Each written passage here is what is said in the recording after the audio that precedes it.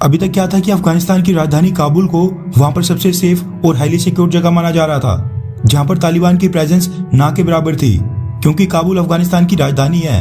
अशरफ गनी सरकार वहीं से चलती है।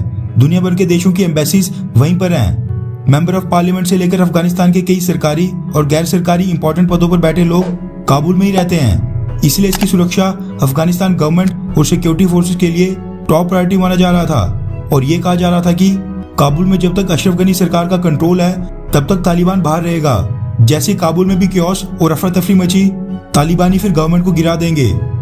अभी तक तो अफगानिस्तान की राजधानी काबुल अफगानिस्तान में सबसे सेफेस्ट यानी सुरक्षित जगह मानी जा रही थी, जहां पर तालिबानियों का कोई भी डर या फिर साया बिल्कुल नहीं था। लेकिन पिछले कुछ दिनों से यहाँ पर भी तालिबानी लड़ाकू पूरी तरह एक्टिव हो गए हैं। 2 दिन पहले अफगानिस्तान के डिफेंस मिनिस्टर के घर के बाहर एक हमला हुआ था और अब खबर निकल कर आ रही है कि अफगानिस्तान सरकार के मीडिया इंफॉर्मेशन सेंटर के हेड दावा खान मेनापाल की तालिबानियों ने हत्या कर दी है। दावा खान मेनापाल सोशल मीडिया पर काफी एक्टिव हुआ करते थे, क्योंकि वो सरकार के सपोर्टर भी थे। सरकार में वो बड़ा अहम पद संभाल रहे थे और वो सोशल मीडिया पर तालिबान की काफी आलोचना भी किया करते थे।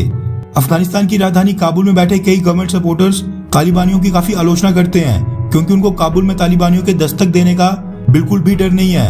उनको लगता है कि काबुल वहां पर सबसे सेफेस्ट प्लेस है। लेकिन पिछले कुछ दिनों में अफगानिस्तान में हालात काफी तेजी से बदल रहे हैं। राजधानी काबुल में बैक टू बैक कई सारे हमले हो रहे हैं, जिसको देखते हुए पिछले कल अमेरिका ने अफगानिस्तान को लेकर एक ट्रैवल एडवाइजरी जारी कर दी है।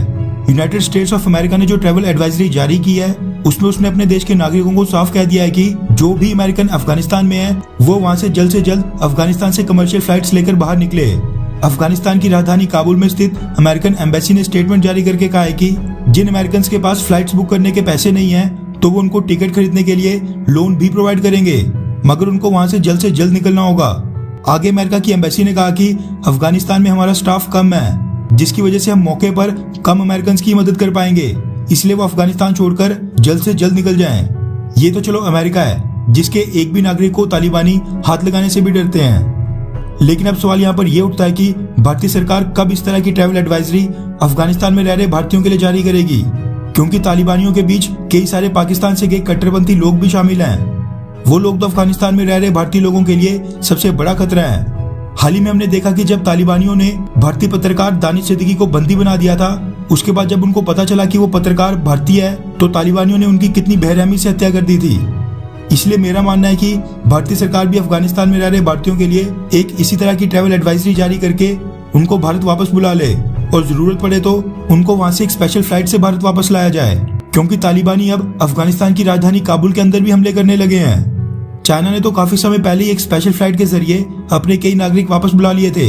इसलिए भारतीय सरकार को भी अब जागना चाहिए और ये कदम जल्द से जल्द उठाना चाहिए। अच्छा सुनो, चैनल को सब्सक्राइब करो, उसके बाद घंटी बजा देना ताकि अगली वीडियो आपसे मिस ना हो पाए। Thank you.